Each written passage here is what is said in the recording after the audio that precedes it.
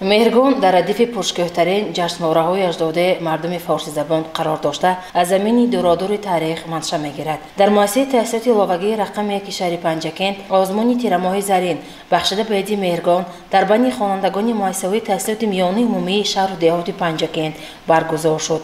Сарвари муассисаи таҳсилоти иловагии рақами як Нарзило Беков чорабиниро ифтитоҳ намуда мақсади гузарондани озмунро баён намуд. Омӯзгорони муҳтарам, چقدر که به معلوم است امروز در تمام شهر ولایت آزمون تیرامای زرین بخشیده به جشن مهرگان تشکیل و گذرانده شده است.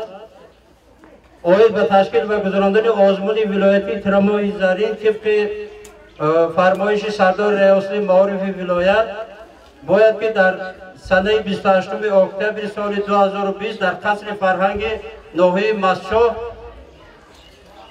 جشن مهرگان ولایت تشکیل و گذرانده شود. در این اساس فرمایش مدیر شعبه معارف از 15 اکتبر سال 2020 تحت رقم 120 اوید به تشکیل و گذراندن آزمون شهری تیرامای زرین تشکیل و گذرانده شده است.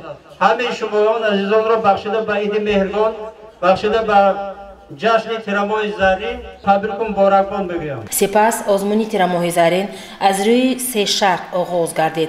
در هفته آزمون اشتراکچیان محصولات‌های به نمایش گذاشته را شهر داده به سوال‌های هیئت حکمان پاسخ دادند و همزمان رساله و رفرات را پیشکش هیئت حکمان کردند. در آزمون نماینده‌های شعبه معارف حزب خلقی دموکراتیک تاجیکستان در شهر پنجکент بخش حفظ محیط زیست اشتراک داشتند و شاهد هنر و مهارت اشتراکچیان گردیدند. قلمفور بلغاری مکانش را می‌دانی.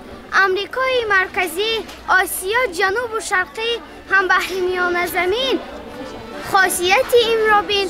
تیرما فصل دلارای زمین، میوه های روی خانش زرحلین، رنگ مانند خورشید جهان، بس که چون خورشید باشد جاویدان. تأثیرات های خود را از آزمون آموزگاران مؤسسه های تعلیمی چنین بیان نمودند. آموزگاری مؤسسه تحصیلات میانه عمومی رقم 71 اولوبک حسین‌زاده هستم.